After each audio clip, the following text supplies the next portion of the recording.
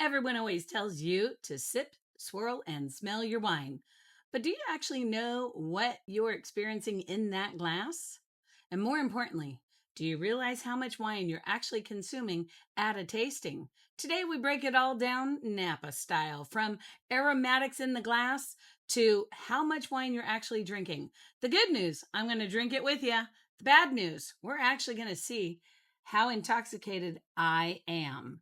Follow me. We'll have a good time today, one way or another. And if you're coming to Napa Valley, please download my freebies. I've got quite a few of them that will help you plan your perfect Napa Valley getaway. One that works from the AVAs of Rutherford North, one that works from Oakville South, and another that is a drop and drag worksheet. You'll find all these links in the description in this video. And while you're there, like and subscribe so I can continue to make these videos that will help anyone come and plan their exquisite journey to Napa Valley. Now here I am in my home, second story, on a 90-degree day.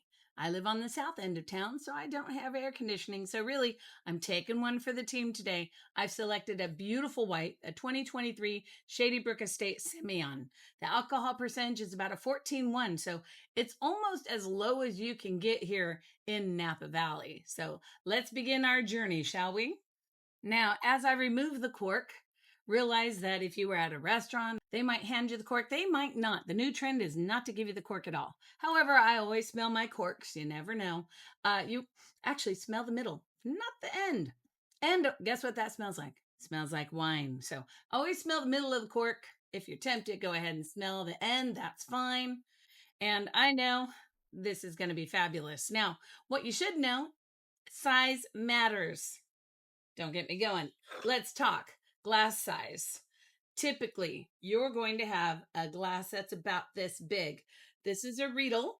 It's Riedel, not Riedel. Riedel is Greece. You're talking movies, right? So this is a Riedel, and this is a Riedel, but this is a different Riedel. This one is an extreme, which means an entire bottle can go in this glass. Don't judge me. I have one or two. But what you should know is that either way, your wineries are going to be pouring you about an ounce. They're not great at that. I can tell you.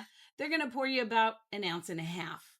And that's legally what they're allowed to pour you per tasting. Now, as you go through a tasting at any given winery, it's usually at least 4 and probably more on the average of 5 if you behave yourself and you're not dancing on the tables. So, being a pro, we'll go 1, 2, 3, and 4. That's about an ounce. Now, I always say I'm going to miscount. A lot of people think that is just not enough wine. Now, if I put this into my extreme, you're going to think I don't love you, right? That is a tiny little pour. So I always miscount just a little bit. There. Now, don't judge me. This is a good one.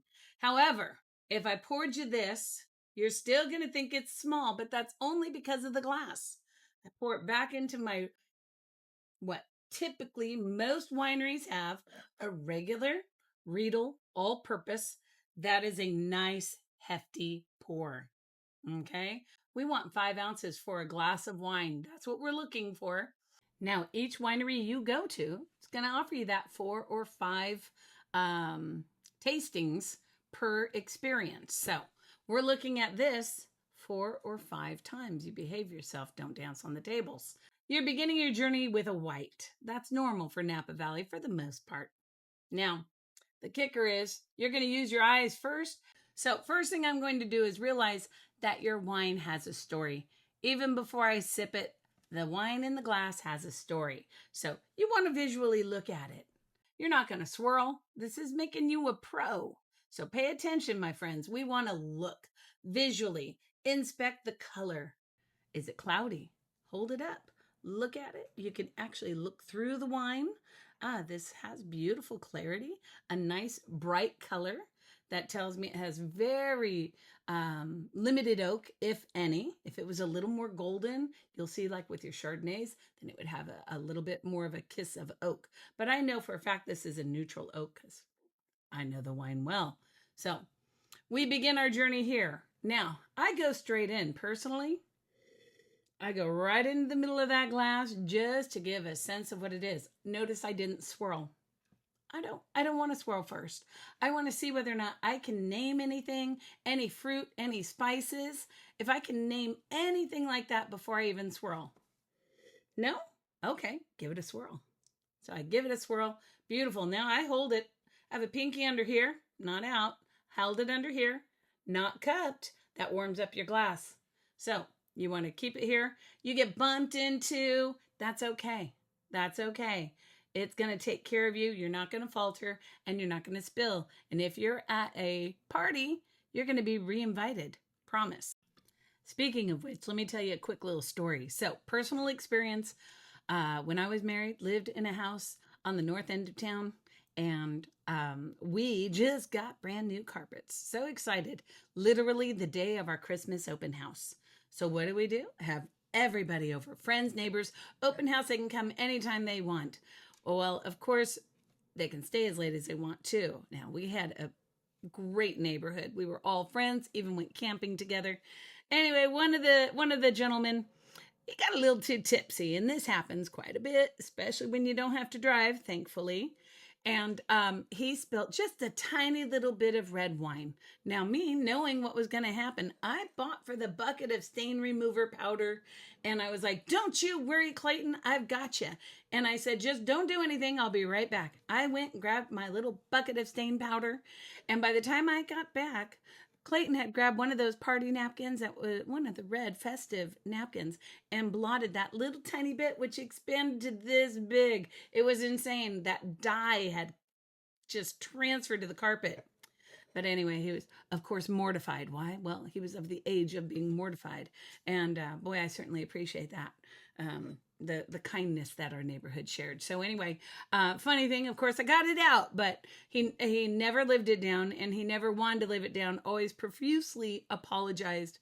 But trust me, don't spill your wine, and you will always be re-invited. Of course, we welcomed Clayton back. We loved that guy. So did a little funny note.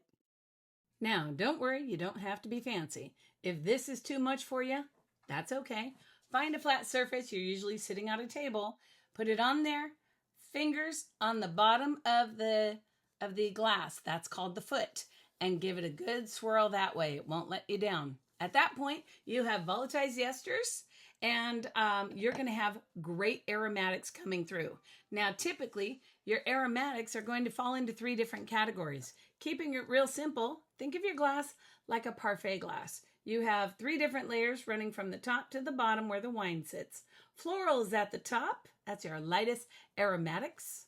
Then you have your oak and your earth in the center of the glass, and your fruit and your alcohol down on the bottom. Typically, this is keeping it real simple. So from here, what I like to do is I go in at the top. I'm going to hang the glass like I would a spoon on my nose. Right here. Notice I didn't go here. This is my last step. My lightest complexity. Gravity hasn't changed. When I tip the glass, you want to bring it to your nose. And I'm going to start there. And there are beautiful aromatics of honey in this, in case. I always say a little honeysuckle on this one. I love that. Then I'm going to go in. I'm going to naturally centered. Pretend like you're taking a sip, but don't take the sip. You're going to be naturally centered in the glass, whatever glass that is. And that will be your oak, earth, or spice component. And we're talking vanilla or cedar, even that wonderful little peppery background, and even that dusty complexity that you'll find there. Now, if it's not a fruit flavor, it's coming from the oak or the earth, right? And then finally down on the bottom, where we have always seen somebody, right? Since we were like this high, we watched them drink. It's like your Uncle Bud, he's drinking a beer and he pops it and he goes, ah. And as a child, you mimicked that. That's just the way it worked. So here you go. You smell the bottom because we've seen somebody do it. Monkey see, monkey do. Now that bottom layer, this is your fruit and your alcohol. So you can get anything from citrus to really dark berries, and also almost that sometimes nose burning sensation. And if that happens, you've tipped your glass too high. We just watched me do it. So bring it on down. The alcohol is the heaviest component in your glass, and it'll sit and settle at the lowest point in your glass. But you can still get that wonderful aromatic fruit whatever you're looking for, it can be there. Again, if it's not coming from a fruit, if it's not a fruit flavor, it comes from the oak or the earth. Now, you ready? Take a sip.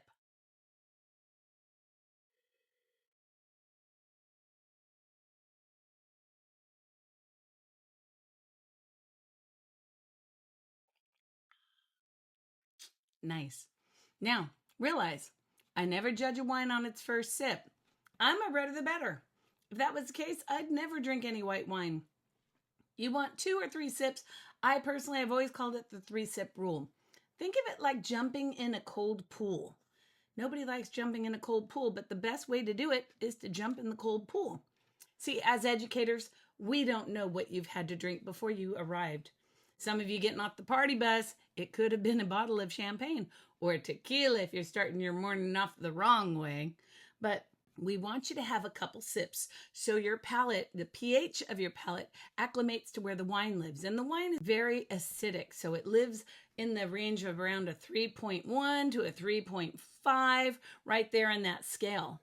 Now realize water is your neutral. It's a 7. So you don't want to necessarily take sips of water in between. Drink your sip before the tasting. Drink your water before the tasting. Drink your water after the tasting. During the tasting, every time you finish a taste, drink more water.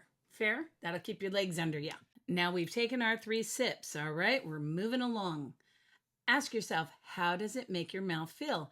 Is it light and crisp like lemonade? Or is it heavy on the palate like cream? This is what people mean when they say body, the body of the wine. Now, the finish can be obsolete, or the finish could just linger on your palate like a song that gets stuck in your head that you just can't get rid of. As long as it's a positive, it's what we call a finish. Now, did you enjoy your wine? If you didn't enjoy those sips, don't drink it. Use the spittoon. That's what it's there for. It'll save you. Life's too short to drink wine you didn't enjoy. I will be drinking this. Not only that, though, remember, at every winery, you're going to receive a tasting size of an ounce, ounce and a half, 4 or 5 times. Since a glass of wine is 5 ounces, I'm going to pour myself a glass of wine. Don't judge me. And then we're going to do a breathalyzer.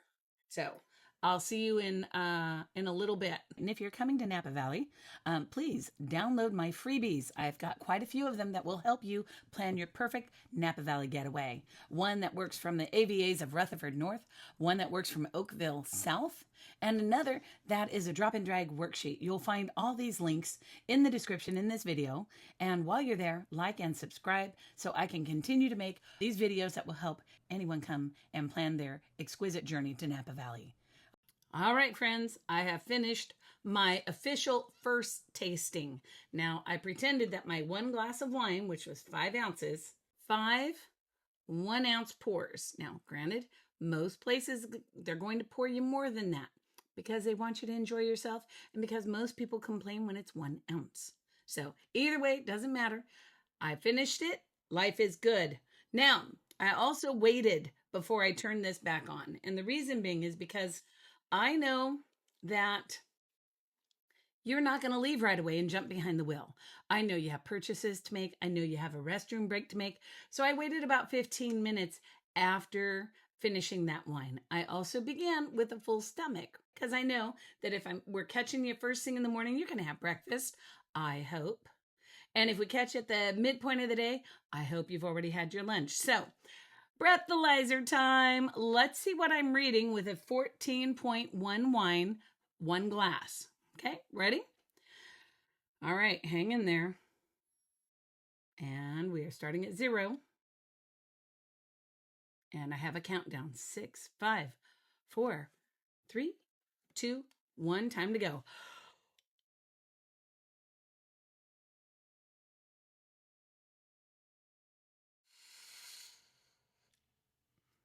I'm old. That's as good as it gets for me. And I am reading bad news. It turns out my breathalyzer is broken because after 1 glass, it gave me a reading of 0. So then I kind of reread because it's been a long time since we played with the thing, about 6 years. And I decided I'd do the other glass, and I can tell you right now, I am a little tipsy. I would not drive this way. I am between 150 and 200 pounds, closer to 200, but a lady never tells. And I'm 5'6", so I'm a normal, average woman, 55 years old ish. Um, I don't know why I added that. I do know I'm tipsy. So I'm tipsy. And so I just ordered another breathalyzer, and we'll have to pick this up tomorrow, which unfortunately means I have to drink another glass or two. So looking forward to it, and we'll see you tomorrow. As I was saying, here we are. And you can tell that I have a little bit lower energy today. It's not just from the drinking, right? Because I was a happy little drunk yesterday. But you know what? Later that day, yesterday afternoon, that fire started. And so that broke out. And of course, that always elevates the stress level in Napa Valley. If you are planning on coming to Napa Valley, please, I can't stress this enough. Come to Napa Valley. We need your support. We have not bounced back yet since 2017, and that was quite a ways ago. That was 8 years ago. So here we are, back in the thick of it, and we send out positive thoughts to everyone up Valley and hope that everyone stays safe. But we could use your support, so make sure you come. If you already have your plans, don't cancel them. There's still plenty of great places. There's still great views to be had, and your pictures will come out beautiful. All right, friends, as you can see, different top because yesterday the breathalyzer didn't work. So batteries, new breathalyzer, absolutely. So just finished my first glass of wine, and I actually took the time and I measured because yesterday I got a little tipsy after trying to do it. So that just goes to show you I measured. I did an actual 5-ounce pour this time around. So it is time to blow. It's going to do its little countdown now. 9, 8, 7. Here we go. And I'll let you see what the results are. Of course, I'll take a picture of it too.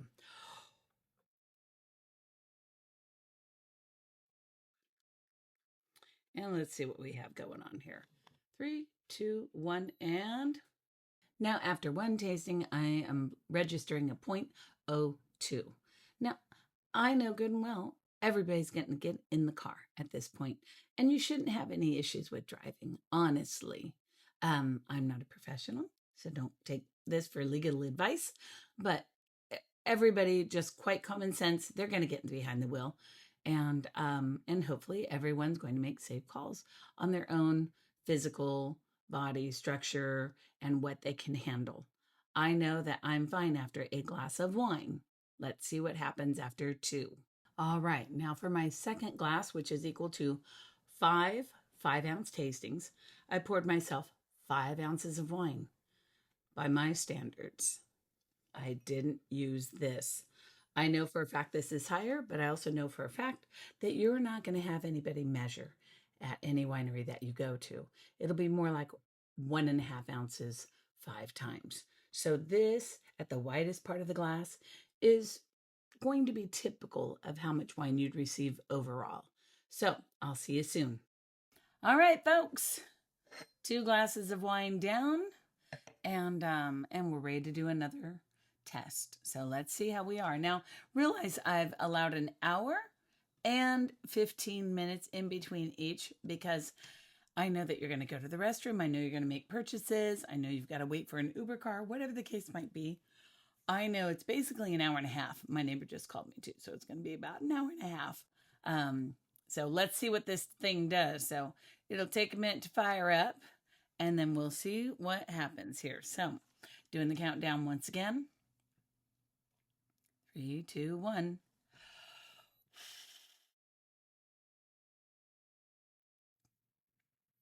My days of free diving are over. And I am at a 0.03. So you can tell that I've allowed a lot of time in between. I also had a very full meal, and I'm just trying to make sure that everybody's being safe out there. Now realize I am giving you the bare minimum that you'll receive at every winery. This thing also recommends that you blow a few times to get an average. for lack of a better word. Let's see what we have. So I'm thinking 0.03 is quite reasonable. We'll see.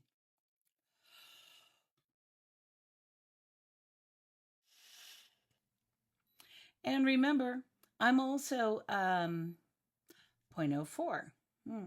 So I'm also basing this on one of the lowest alcohols that you can find in Napa Valley, a 14.1. Most of the wines that you enjoy, and we're going to do a third time just because, most of the wines are going to be between 14.5 and 15.5, which is going to increase my alcohol content. So 3, 2, and 1. Here we go again.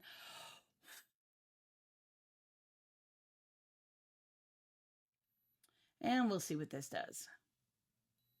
It's a 0.04, my apologies. So we're going to go with that as my reading. Now, I didn't do this to make light of anything.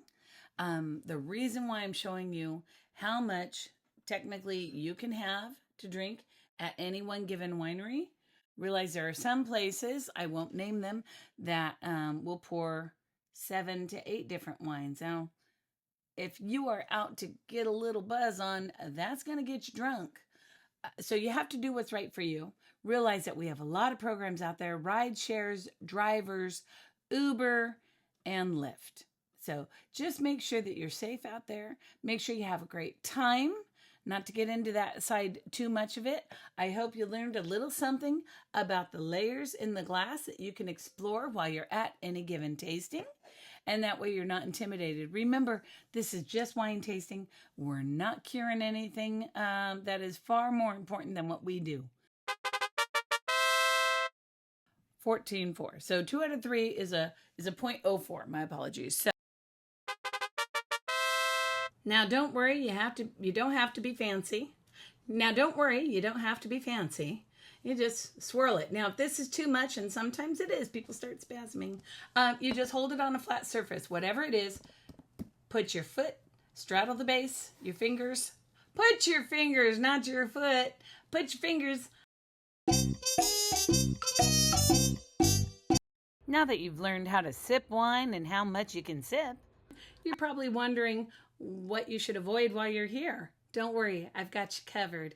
My next video, 7 things you should never do while in Napa Valley, where I'll share with you the biggest mistakes to avoid so you can skip the stress, save money, and enjoy your trip to the fullest.